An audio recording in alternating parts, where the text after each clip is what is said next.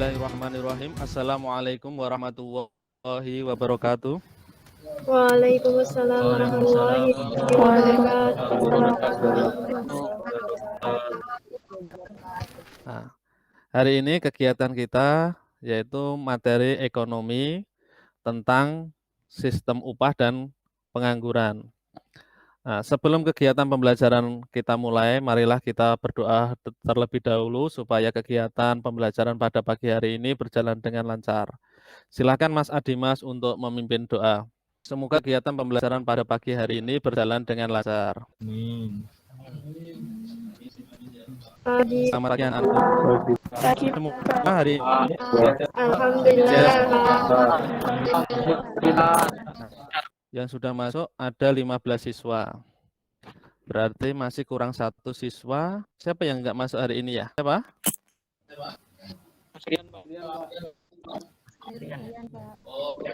Oh, Mas Rian ya. Izin hari ini anak-anak materi ekonomi yang kita pelajari yaitu melanjutkan materi yang kemarin yaitu tentang ketenaga kerjaan. Nah, kemarin yang sudah kita pelajari tentang pengertian tenaga kerja, permasalahan ketenaga kerjaan, dan upaya peningkatan kualitas tenaga kerja. Hari ini materi yang kita pelajari yaitu tentang sistem upah dan pengangguran. Kegiatan hari ini nanti kegiatannya dilaksanakan dengan cara berdiskusi. Kemarin Bapak sudah membagikan materi ajar, kemudian LKPD untuk dibahas dalam kelompok-kelompok yang sudah ada di kelas masing-masing. Nah, kalian sudah membahas dengan kelompoknya atau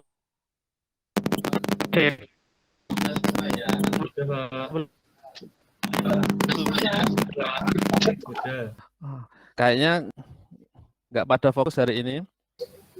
Supaya lebih fokus, nah, kita ucapkan salam selamat pagi. Semangat pagi.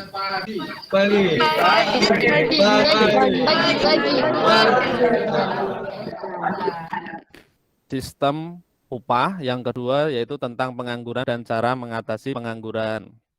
Nah, tujuan pembelajaran pada pagi hari ini yaitu yang pertama, setelah berdiskusi dengan kelompok, peserta didik kalian dapat menganalisis konsep sistem pengupahan dan penggajian yang berlaku di Indonesia. Yang kedua, setelah berdiskusi dengan kelompok, peserta didik dapat menganalisis penyebab pengangguran dan cara mengatasi masalah pengangguran. Silahkan diamati video yang Bapak akan tampilkan. Nanti video tersebut Bapak tayangkan di layar monitor. Silakan kalian menyimak video di layar monitor. Setelah kalian menyimak video nanti, kalian membuat pertanyaan. Dari pertanyaan nanti, kita akan memecahkan pertanyaan itu dengan cara berdiskusi. Menyebabkan 2,36 juta angkatan kerja baru kesulitan dalam mendapatkan pekerjaan. Imbas pandemi, tingkat pengangguran terbuka naik dari Agustus 2019 5,23% atau 7,1 juta orang menjadi 7,07% atau 9,77 juta orang. Baik pengangguran di perkotaan maupun pedesaan ini mengalami kenaikan. Angkatan kerja baru juga bertambah 2,36 juta orang, sementara penurunan lapangan kerja terjadi 310.000 orang.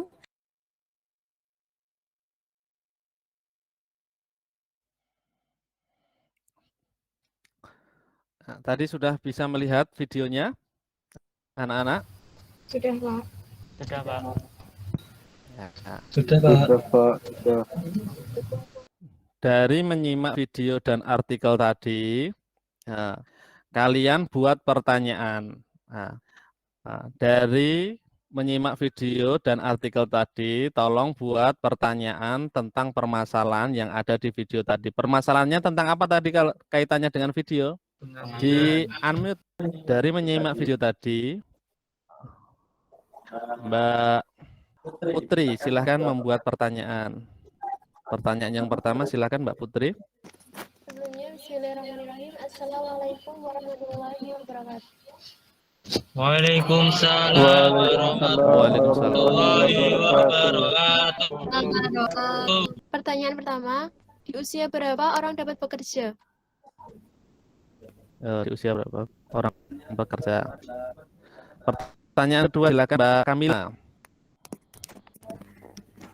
Bismillahirrahmanirrahim. Pertanyaan kedua, apabila orang di PHK, apakah termasuk pengangguran? Oh ya, oke. Ini pertanyaan-pertanyaan yang kalian ajukan. Nah, nanti kita simpulkan yang berkaitan dengan materi yang akan kita pelajari.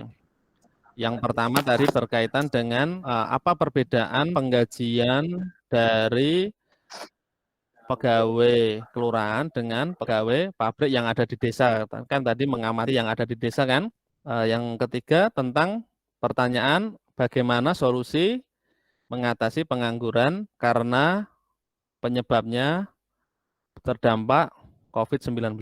Oke, dari pertanyaan itu silahkan kalian diskusikan dengan kelompoknya. Setelah itu kalian presentasikan nanti dari hasil diskusi kelompoknya.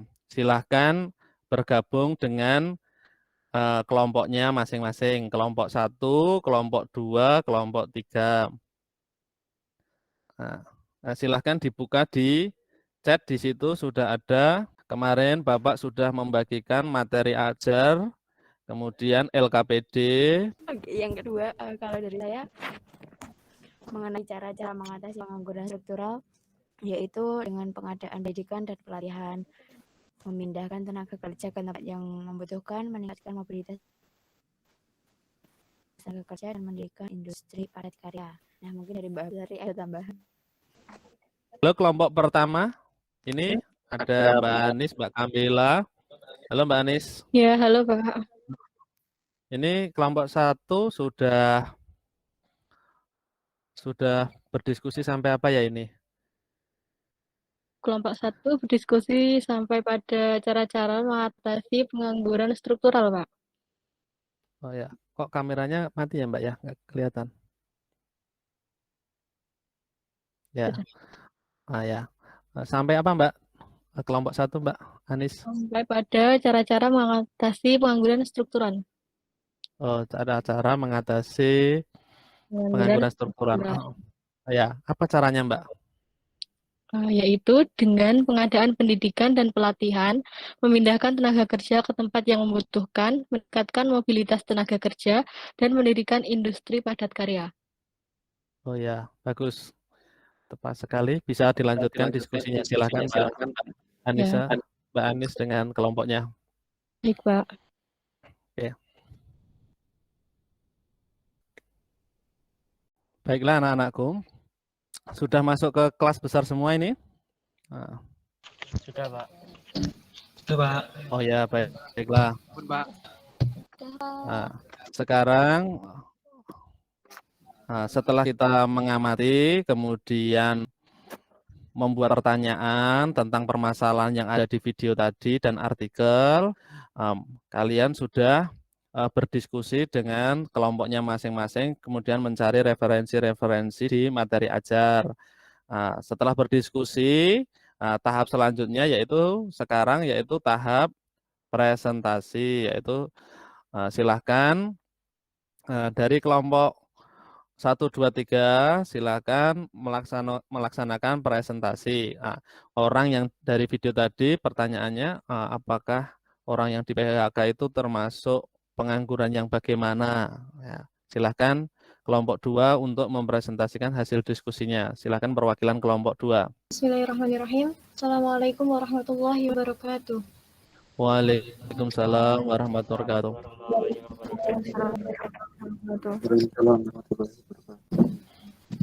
Perkenalkan, nama saya Yunita Syamul Masyiah. Saya perwakilan dari kelompok 2 akan mempresentasikan hasil diskusi kami, yaitu jenis pengangguran dan penyebabnya. Yang pertama yaitu pengangguran konjungtur atau siklis. Pengertian pengangguran konjungtur atau siklis adalah pengangguran akibat turunnya kegiatan perekonomian. Yang kedua, pengangguran struktural. Pengangguran struktural adalah pengangguran akibat perubahan struktur atau komposisi perekonomian. Oke, silakan kelompok yang lain memberikan pertanyaan atau tanggapan.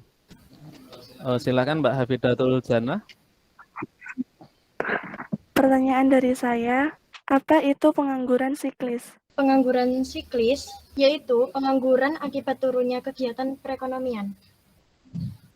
Ada lagi yang mau memberikan pertanyaan? Tidak ada. Silakan ditutup Mbak Yunita untuk kelompok 2. Baik, terima kasih. Presentasi dari kelompok 2 pasti ada salahnya, mohon dimaafkan. Wassalamualaikum warahmatullahi wabarakatuh. Waalaikumsalam warahmatullahi wabarakatuh. Warahmatullahi Plus untuk kelompok 2. wabarakatuh. Kita simpulkan hasil presentasi yang sudah kalian presentasikan tadi. Mari bersama-sama kita simpulkan materi yang kita pelajari, yaitu masalah ketenaga kerjaan. Ya, silakan dijawab. Pengangguran struktural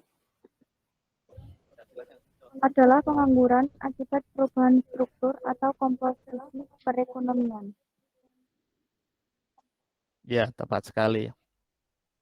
Beri plus untuk Mbak Absari.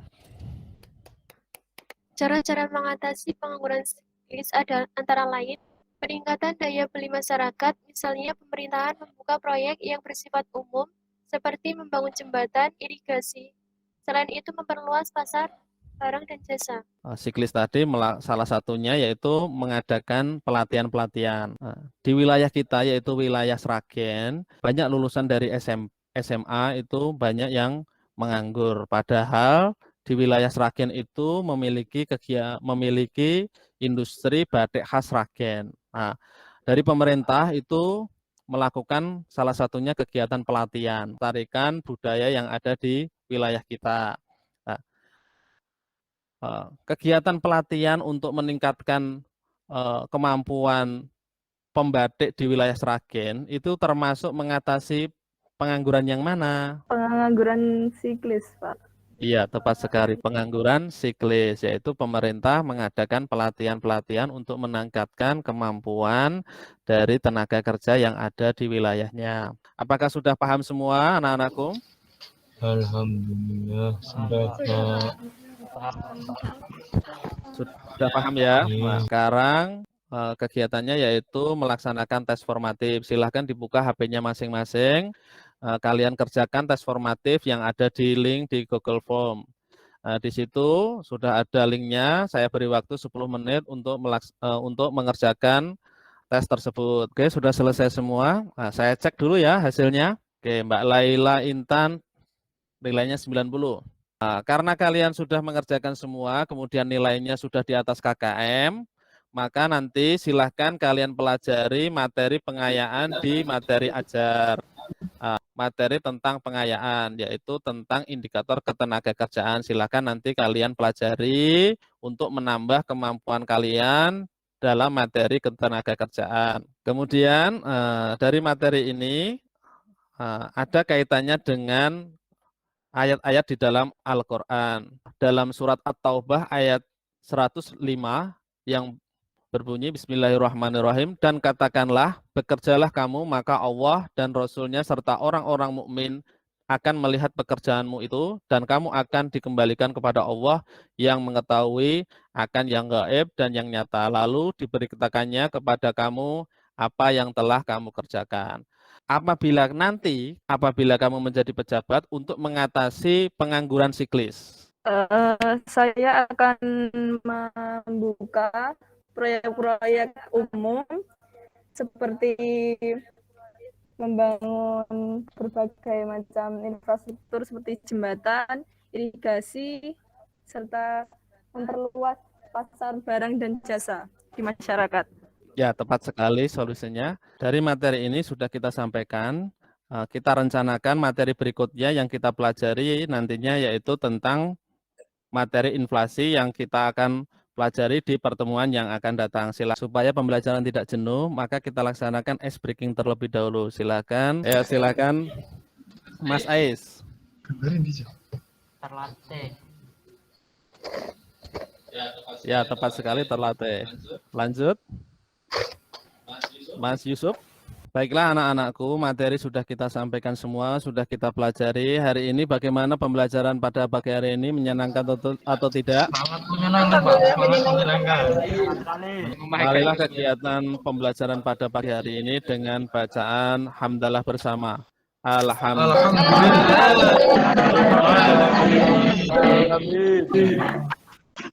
Pembelajaran pada pagi hari ini dengan bacaan doa penutup majelis.